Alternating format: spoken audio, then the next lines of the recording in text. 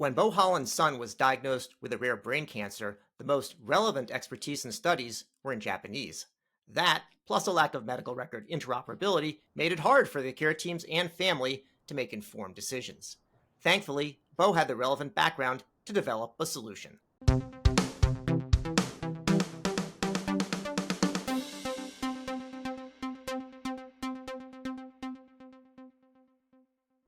Hi, everyone. I'm David Williams, president of strategy consulting firm Health Business Group and host of the Health Biz podcast, where I interview top healthcare leaders about their lives and careers. My guest today is Bo Holland, founder and CEO of AllClear ID, whose mission is to empower patients to take control of their medical records across all settings.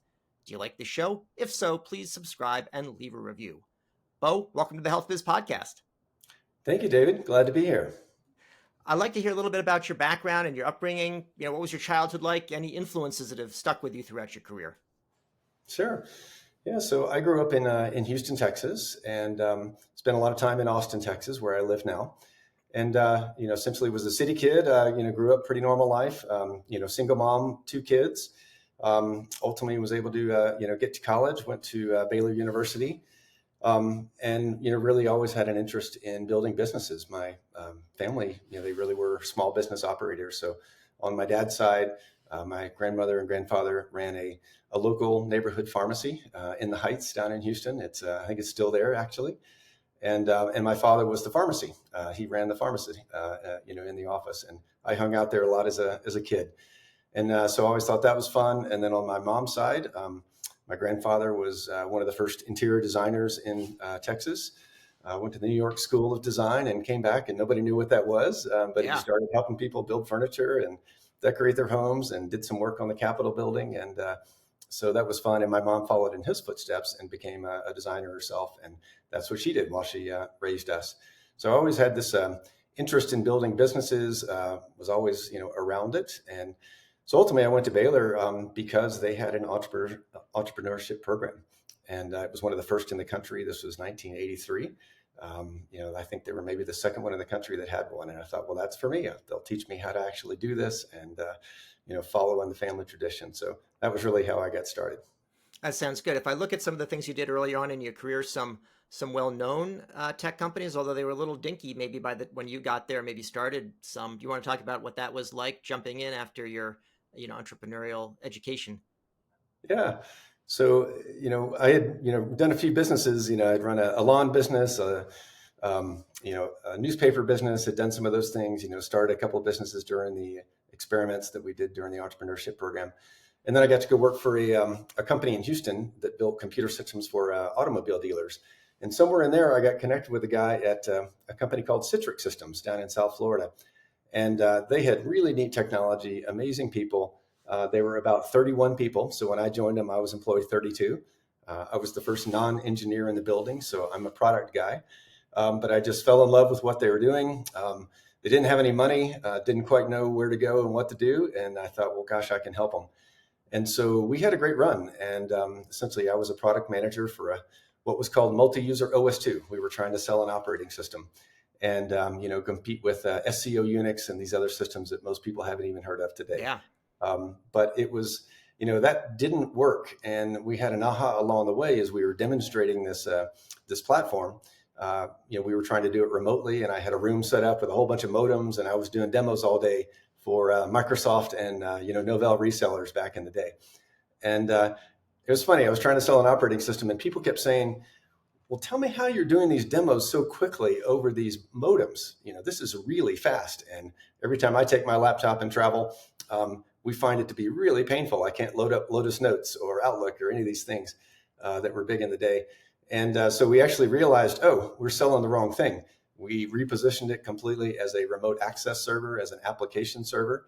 And that was the moment where Citrix went from, sort of going nowhere to we found our lane, we found our niche in the market, and the rest was history. So it was a long, 4 years of trying to figure it out. But once we hit it, it was a lot of fun. Nice. And then from there, what'd you do?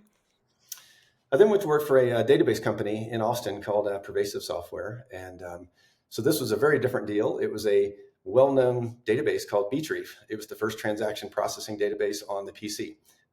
And so it had been there since the very beginning. And it had been bought by Novell and had become a worldwide platform.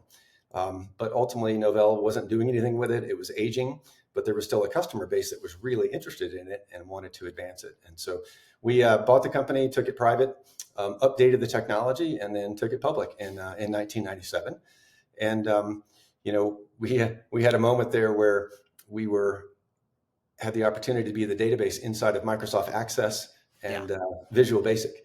And something happened. I was just a product manager at the time, but something happened, and the deal blew up. 2 weeks before we were going to be announcing it at PC Expo in New York City, and so it went south. And I'd had the previous experience of competing with Microsoft at Citrix. Bill Gates tried to kill us. He was our partner, and then he tried to eat us once we became popular and important. And had gone through that experience, 2 years of absolute hell and terror. But Citrix was one of the only companies that ever, survived that full-on assault. I think Citrix and Intuit are about the only ones that ever did. Yeah. And so I knew what that battle was like. And at Pervasive, when we got into that battle and we weren't going to be the provider, I knew they were going to come after us. And sure enough, they did. And so that was sort of the end of the story there. So it was time to move on. But, the internet had emerged. So, in 95, commercialized. So this was 1997. And the internet looked to me like a giant Citrix server. Where we could put the applications out there, we could run them. You wouldn't have to download software, install CD-ROMs anymore, and you could really make the pace of development and deployment much, much faster. So we got involved in building, SaaS applications before we knew what they were called. And so I built a company called Works that basically built a procurement application where basically replaced purchase order systems and check request systems in large companies with commercial credit cards. And basically had Visa as my partner, and we married sort of the controls that you get in a purchase order system that was running as a SaaS application in the internet with the convenience of a credit card and the electronic transactions. And so we married those two things up and really changed the way companies, spent maintenance, repair, and operations type funding. So for AllClear ID, which you started up, what was the unmet need for that? And I got to ask you also why it sounded like all these things are sort of like Texas and California, and there's a bit of the Nordics coming in AllClear ID. What was going on with that company? Yeah. So, once we sold Works to Bank of America, so it runs all of their commercial credit card, programs now. And so then I started scratching my head what I want to do next. And I took a year off and mowed the lawn and played with my kids. And it was wonderful being unemployed for a little bit, recharging.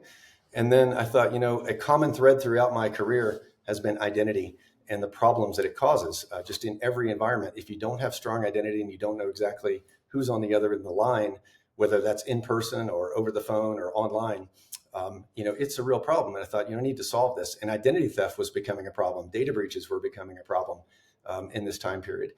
And so we thought, we need to come up with a better way to do authentication and know who someone is in this new digital world and the physical world.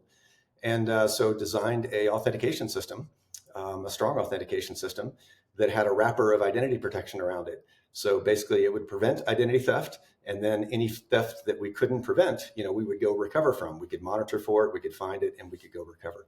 And so we built that product really intending to solve the identity problem. But we got drafted into service into data breaches. They became, we got a call one day from the state of Ohio, and we were, 7 employees, and I think we had 2,000 consumers using the system. Very early days. And we get this call from the state of Ohio, and they said, we need to buy some of your product for our citizens up here. And we said, why are you calling us? And they said, well, we had this little data breach, and we sort of lost everybody's tax information and their socials and their banking information. And so the governor really wants to get reelected. And, so we need to go make this right. So we said, okay. And, well, how many people are we talking about? And it was 78,000 at the time. So we thought, gulp, Nice. Okay, can we handle that? So we put our heads together, figured out how to do it, called them back. Okay, you're on, we'll do this. And then they called us a week later and said, it's a little bit bigger. It's about 500,000 people, gulp. Okay, we figured it out and did it. And by the end, it was 1.5 million people. And so that was our introduction to the world of data breach. And ultimately, we became really good at helping organizations respond to these things. And so we focused on the business side. And I guess at our peak, we helped manage the Anthem data breach. That was 78 million people. Nice. We helped manage the Home Depot data breach that was 56 million people, the Sony data breach that was 77, and a whole bunch of other data breaches that you may have never heard of. But we got really good at that, and ultimately we sold that business to our chief rival, Experian. I really wanted to get back to the identity problem, and so that is what got me into the bank ID world and the Nordics. They're about 10 years ahead of where we are, and so we went there and started building digital identities that didn't suffer these problems. We could prevent the identity theft. We could prevent the front end attacks. Basically we were running banks that didn't have any bricks and mortar, and we did not have identity theft. We did not have any scalable fraud. And people love these things because, you had one ID that would work across the entire economy at any bank, any healthcare. You could even use it at the local pub. And so that really was the next leg of the journey at AllClear ID, was building that business out and really solving the identity problem in a very powerful way. And that was a powerful thing. We sold that company in 2021, and then that freed me up to come solve this healthcare problem that's always been near and dear to my heart. Sounds good. Well, one more question about the bank, and I started asking about the Nordics. Why you mentioned the Nordics are 10 years ahead? It's been my experience using Bank ID over there that is the case. Is there something cultural, technological, legal that makes them the leader? I think it was two things. One, culturally, they're in a high trust environment, right? We live in a low trust environment. The UK, the US, low trust society. We don't trust the government, centralized authorities. That's just part of our DNA.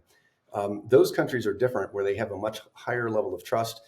They're also smaller and they're more homogeneous, in terms of their populations. And so they tend to work, together more. They're just less complicated, all around.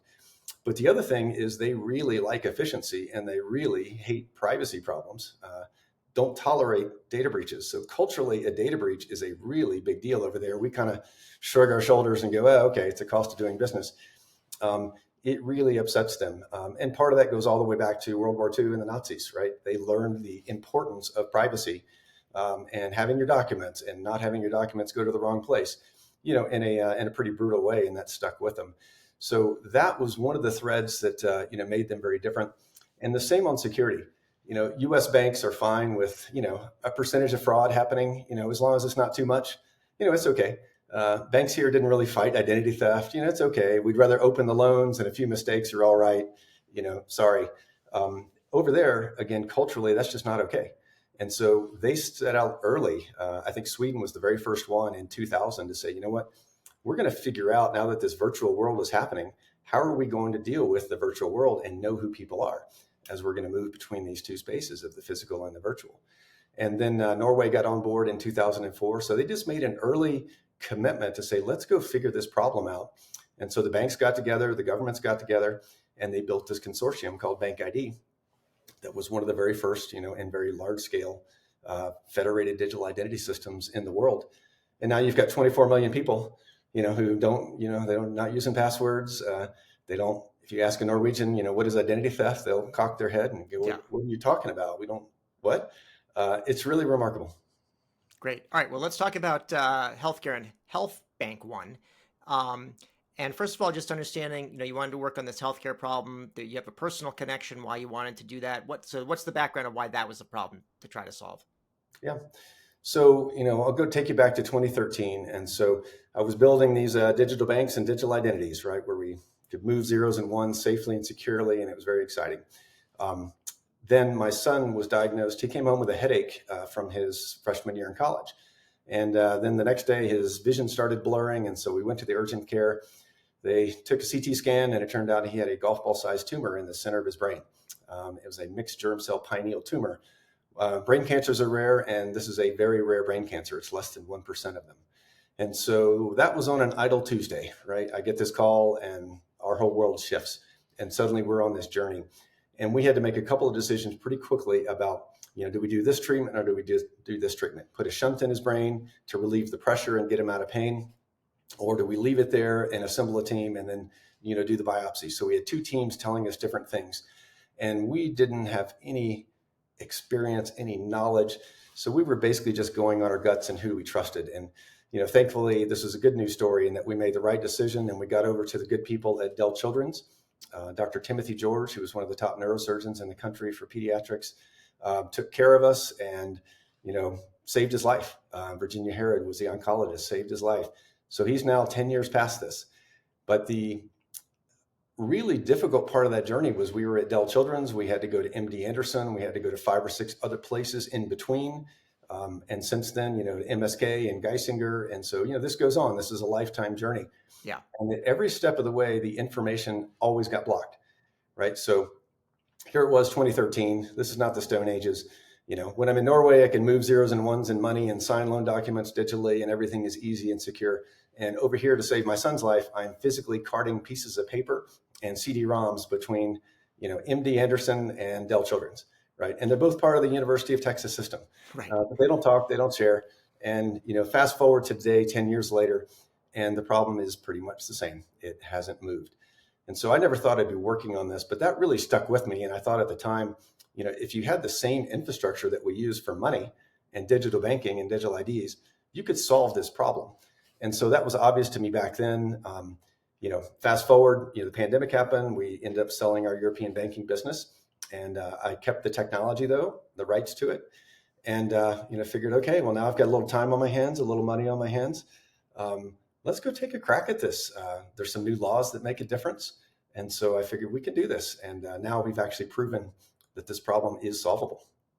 You mentioned nothing much had changed, but then, talking about some of the laws. So we'd had, of course, the High-Tech Act before the Affordable Care Act, and then you've got 21st Century Cures Act and all sorts of frameworks and consortia and different things that are going on. So what has been, the shift in terms of, enabling, whether it's less maybe technologies and more kind of the framework and the way that people think about the problem that it now allow you to go to market at this point? Yeah. So there's been so much work from this community to try to solve this problem, and really coming at it from the standards level and the legal level. And so, we're sort of building on the shoulders of the people who really did all of that interoperability work to at least get it to this point. So, when I entered the picture and started thinking about this, number one, I had to figure out why is it that the sharing doesn't work? Because this clearly is not a technology problem. It's something else. And, that led me to come to the conclusion that, okay, we're in a competitive market. We love capitalism, and we force these institutions to compete, and they don't want to share information because it, erodes their competitive, capability. And that really is at the root of it. And not everybody agrees with me on that point, but I think that's the root of it. The second compounding factor, complicating factor, is HIPAA, right? So you've got this privacy regime over it as well. So we all experience this if you're taking care of a parent, right? My mom lives in Sedona. She goes to the doctor, may not remember everything that was said. I'm part of her care team. And now nobody will tell me anything. I can't do my job as part of her team, right? So HIPAA is a complicating factor on top of this. So what changed and what we really look for, is there a way to change this dynamic? And so when we saw the laws that were passed, and ultimately made a bet, because this was 2020, and we bet that the final rule would actually happen. And Mickey Tripathi, good man, forced it through and said, no, we're doing this. And so now we got 4 things that were really important. Number one, the patient has a clear, unequivocal right to their data, right? So that was thing one. That was pillar one that had to lay down. Pillar two was there needed to be an interoperability standard, a data format and a protocol for moving this data back and forth. And we got the FHIR standard, right? And that's a global standard. Third, we got an identity standard. So we're using NIST, which comes from, the Europeans, just like, we get our privacy laws from GDPR. We got our identity foundation from Payment Services Directive 2, which was what we were working on in Europe. So now we know exactly what is required in order to exercise your right. What do you need to prove in terms of your identity to be able to take advantage of it? And fourth piece was really the regulatory fines. So information blocking now has a real penalty behind it. And those 4 pillars, we recognize them immediately because those are the same 4 pillars that drove open banking in Europe. In 2016, Europe passed a law that says they had a similar problem. The big banks wouldn't share data. They would squelch innovation. They would block all the disruptors that came in, and they would just keep raising prices. So you didn't get anything new. Services didn't get better, and it just got more and more expensive. And they never could get the banks to do anything different, right? They're too powerful. You can't make them work together. And so they got smart, and they said, they're practical. And they said, you know what? Let's give consumers the right to move their banking data wherever they want to. Let's require a protocol for exchanging that information. And let's give people the right to plug in any application they want to their bank account, as long as they consent and approve. Now, to make that safe, you needed a digital ID that was very high security. That's where the bank IDs played their role. If you're going to give people that kind of power and move that data around, then you needed that. And so we've seen this movie before. It opened up innovation. We got new cool companies like Klarna and Revolut and on and on. We got lower fees. We got faster and better service. And lo and behold, the sky didn't fall like the big banks said it would. It didn't happen.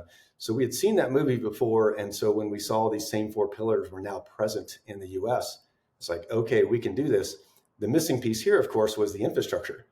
The laws were passed, but how do you take advantage of it, right? No tools, no technology, right? The rest of it is sort of left to the market. And so that's where we ran in and said, okay, we will build a digital bank. We will adapt it to the zeros and ones of healthcare data. We will adapt it to the interoperability APIs and formats of healthcare data. And so it's essentially the same structure of the digital money banks, but with adapted to this market. That makes sense. It does take a while. I think you mentioned Mickey Tripathi. So I mentored Mickey Tripathi at Boston Consulting Group, and then we worked together on the Mass eHealth Collaborative here before the Affordable Care Act, before high tech, and then he's gone on to become the Office of National Coordinator for Health Information Technology, and he's got both that sort of theoretical understanding, but also like really driving it and making it happen. We saw that in Massachusetts, where it really came down to not being a technology problem, but becoming a kind of a competitive and political issue. So it's taken a while, but he's still on it. So glad to see it. I'm glad to see it happening. Let's talk about this service that you're now introducing, and what does it actually consist of practically? Because you showed me a demo, sort of been reduced to practice now, and is going to be available for people to use. What is it that's going to be out there? What's it going to mean for an individual or family? Yeah.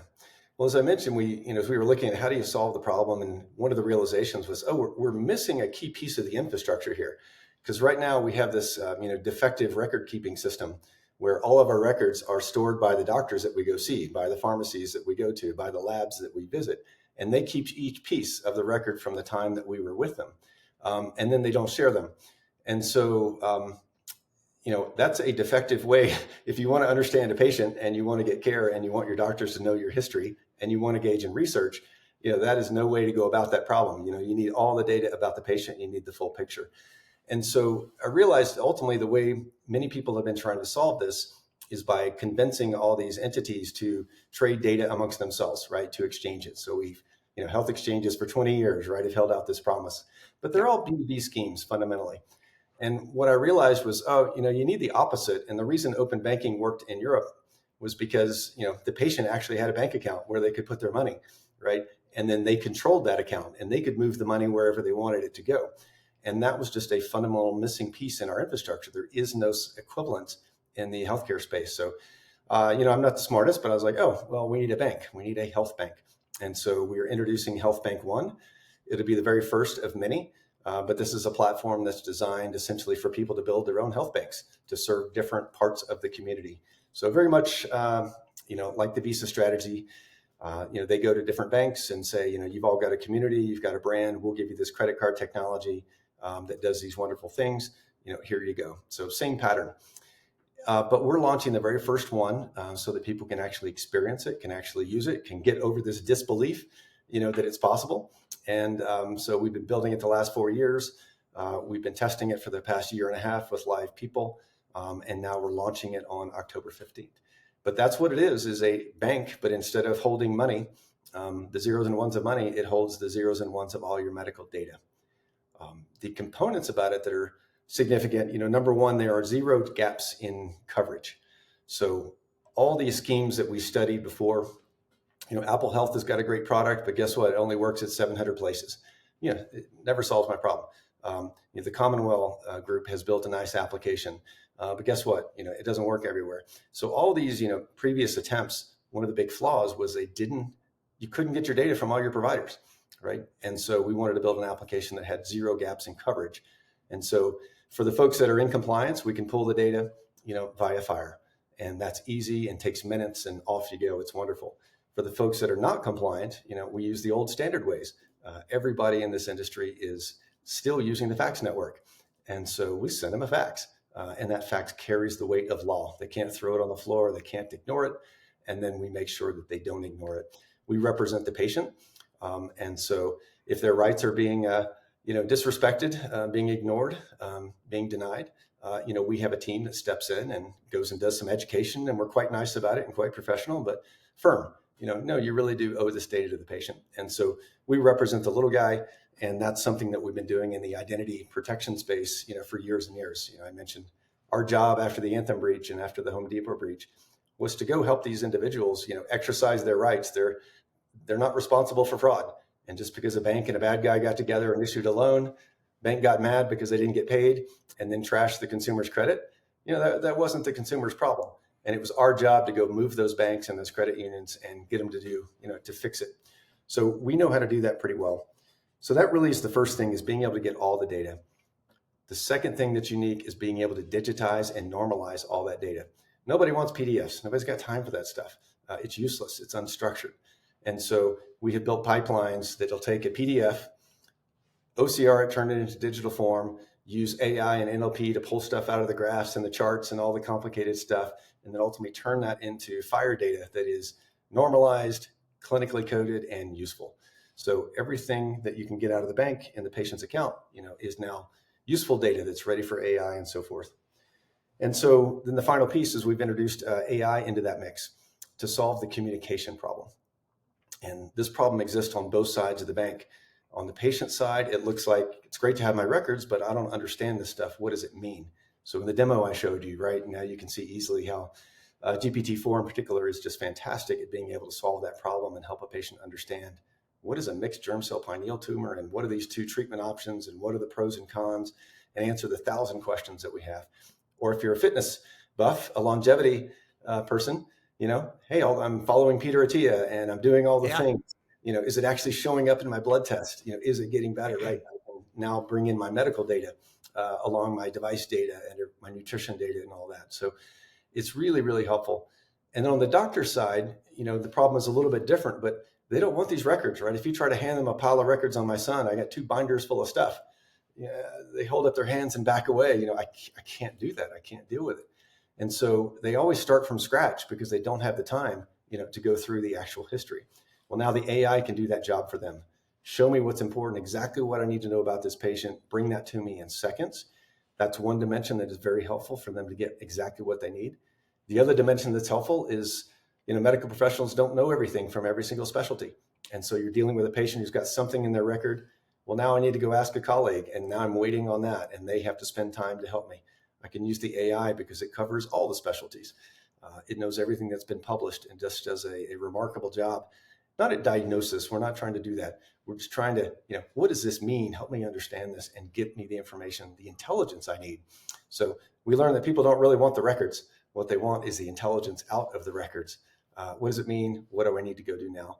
And so the bank offers that up on both sides, both to the professionals and to the patients. Thinking back how much has changed over the years, and when you're talking about the consumer as the kind of the key one with their rights, I actually think back to Microsoft, which had Health Vault in 2007, which they started up, and Peter Newport, after crushing everybody running the operating system division, had gone, I think, the drugstore.com, then came back to Microsoft to do this. And the idea was you'd have everything, but of course the records weren't even digital to begin with. There was no interoperability. There was no AI. The theft of the records wasn't that big of a deal because it was actually hard to even do anything with it. I'm not sure anybody wanted them at the time.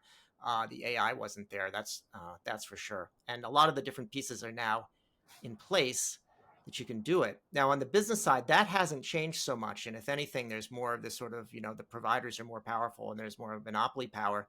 What I see happening today for most patients, including ones that are pretty well motivated and educated, is that a system will still try to keep you within everything. So I can't speak for, Texas, but let's say in Boston, where I am, Mass General Brigham or BI Lahey will try to keep you completely within their system, and your record is there, and you can go to the BI portal, or you can go to the patient gateway, and you'll see sort of everything there, and they'd like you to believe that they're actually doing what you're saying.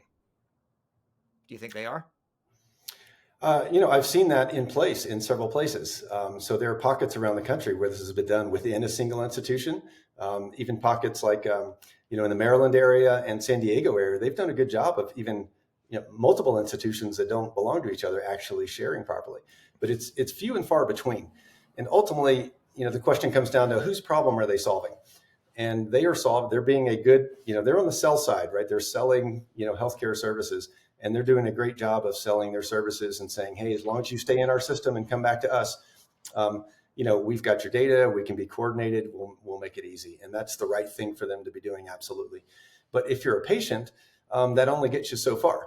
I may have a condition that they can't help me with, like, my son's condition, right? Dell Children's could only do so much. We need to get down to that proton therapy center at UT, to have the proton therapy. And then we need to get to MSK for some things and to the endocrine doctors for some other things. And so the patient journey, it rarely maps just to one institution. And so that's where the disconnect is. And, I'm a payments guy and a banking guy, so I think about this in terms of, credit cards. If I get a credit card from Home Depot, I can use that at any Home Depot across the country, and it's amazing. And they've always got what I need, and they do a great job as a seller, and I love them. But sometimes I have to go to Lowe's, and sometimes I have to go eat dinner, and sometimes I have to go to the hospital. And so I do have a Home Depot credit card, but it's narrow and it's useful to me. I don't carry it with me. It sits in the drawer. The one I carry with me is a Visa card. Right. The Visa card goes everywhere I want to go. It's an open loop system. It solves my problem as a buyer. It works for me. And all my money's in one place. All my transactions come into one place. I can use the one card everywhere I want. It has rewards that are good for me. So, it's a buy side, tool. And so that's been the missing piece in the healthcare system. There's only been sell side, right? They want to keep your data. They want to keep you in their system. I get it. Totally makes sense. They're doing the right thing. But, there are many times, hey, if I move, right? Or I change my job, or I change my insurance company, right? All these things that I may not control cause me to need to have a different journey. I can't just keep going to the same doctor at the same place. And so I really need a system that works for me as a patient. And that's what the health bank is about, is an account that is owned and controlled by the patient. Get all your data in the one place. You can move it wherever it needs to go. And so it follows you through your entire journey and gets the full picture instead of the fragments that you get today. So a well-resourced family that's dealing with something that's life-threatening and completely changing, like pediatric brain cancer, is going to go, and they're going to go to the Dell and the MD Anderson and MSK and wherever they need to go. What about for something a little bit more routine? I saw also, we didn't get into it, but I saw one example of a fairly routine thing that was on there. It said inguinal hernia. I don't know if that was a real example, but like, what about for a hernia patient? Would it be relevant for them? I mean, it certainly could be, right? Starting with, what is this pain that I'm having, right? And I might put it off, right? Because I may not realize what it is, and that it's a serious thing that I need to go get taken care of. And so to be able to have an app that, I don't have to go to the doctor, I don't have to pay any money. I can just get online, I can get in my app and say, what is this pain? What could this be? And start getting an idea of what it is, narrow it down. Number two, okay, what's the treatment for it, right? If it's a hernia, what are the treatment options? What kind of doctor do I need to go see, right? So it's super helpful at the very beginning of the patient's journey. You notice something, what is it? What do I need to go do? What could it be? And to be able to have access to that 24/7 is super valuable. Now, does that mean I have to get on an airplane and go somewhere? This is not a complicated condition that you're describing, right? So, but I could find who locally can help me, the quickest, who's available. So again, a tool that helps me navigate, find out what I need, where I need to go, is extremely valuable. And then it can be taken care of. There's a lot of things that can be taken care of virtually, right? So being able to say, okay, maybe I'm in a rural area, maybe I'm in an area where there, isn't a big hospital. The Mayo Clinic is not near me. Now I can take advantage, if I've got my data and my history, now I can share that with a virtual, provider. And, I can open that up, nationwide and say, who can help me here? Who's got access? Who can give me an appointment in a timely manner? Who accepts my insurance? All those barriers become a lot easier to navigate if you control your data. If you don't have your data, you're stuck. So when you do, let's say for a hernia, you just need a one-time record pull, it gets done, you're cured after the surgery. With something like the journey that you've been talking about with your son, it continues in one form or another. When you have the record connected, does it continue like your bank account would, where there's every transaction occurs, or is it a static thing and you need to then go like request it when you need to make an update or a new visit? Yeah, it can be both. And I think there's two sides to your question. Let me, so clarifying question, are you asking about how do you keep your account up to date? Or are you asking about how the sharing works, one time versus continuous? Yeah, is it continuous? And is it a longitudinal record that continues along flowing, or is it just a thing that you do from a one-time standpoint? What's the use for it? Once you get people connected, if you go and have something new at another place, is it gonna flow into your record, or do you need to ask for that? No, and so the idea is to have a longitudinal record, right? So if you have a child today, you should start them off on this and have every single thing about that child, where nothing is ever forgotten. Every medical encounter, every lab, every measurement, right? You've got it all, and so that is the idea, that it's a longitudinal record. And so today, the way you keep it up to date, just every time I go to the doctor, I just order my records before I leave the office, and it takes 2 seconds. It's 3 taps, and boom, boom, boom, there it is, and I'm done. And now the records will show up, I get notified, and they're in that master record that I've got, and goes with me everywhere. And so that's the idea for keeping it up. And we'll be doing things going forward to actually automate that process, and make that easier, to where it's just less and less work, right? We want it, just like your bank account is always up to date. It does an accounting of your transactions. We can do the same thing here by monitoring your claims, for example, monitoring your credit card transactions, using those as signals that you've been to the doctor. Let's go get those records automatically. So we'll make that even easier in the future. So 3 taps today, and it'll be fully automated tomorrow. And on the other side, the sharing side, we want our doctors to be informed. We want our insurance company to have the information they need when they need to do a prior auth, right? Quickly. Right now, those things take 30 and 60 days. Pretty excruciating. So if we have the information, we can get through those loops much, much faster.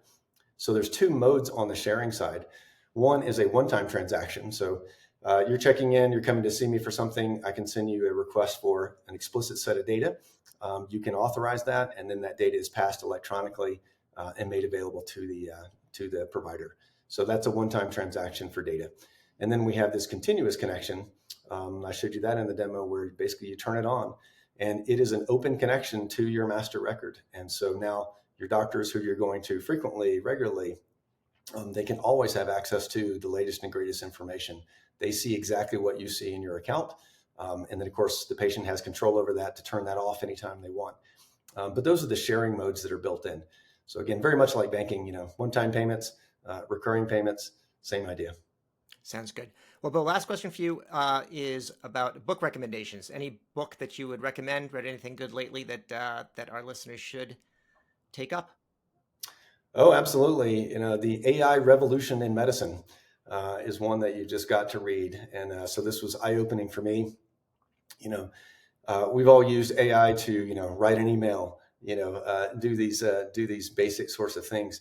But I think what we don't realize, and I certainly didn't at the time, is the depth of this, because medicine has been publishing all these years, not just in the US, but globally, right? There's a lot of information about medicine on the internet. And so the ability that GPT-4 has demonstrated to actually understand that and go very, very deep. These are all very smart physicians who wrote this book, and they take you through all the dimensions of it, privacy, the accuracy, the concerns. What does this mean? But it's really eye-opening. So I would recommend that as the number one place to go if you want to understand how good this is today, and then how good it's going to be tomorrow. Well, Bo Holland, thank you for joining me today on the Health Biz Podcast to discuss Health Bank One. Thank you so much, David. I really appreciate it. You've been listening to the Health Biz Podcast with me, David Williams, President of Health Business Group. I conduct in-depth interviews with leaders in healthcare business and policy. If you like what you hear, go ahead and subscribe on your favorite service.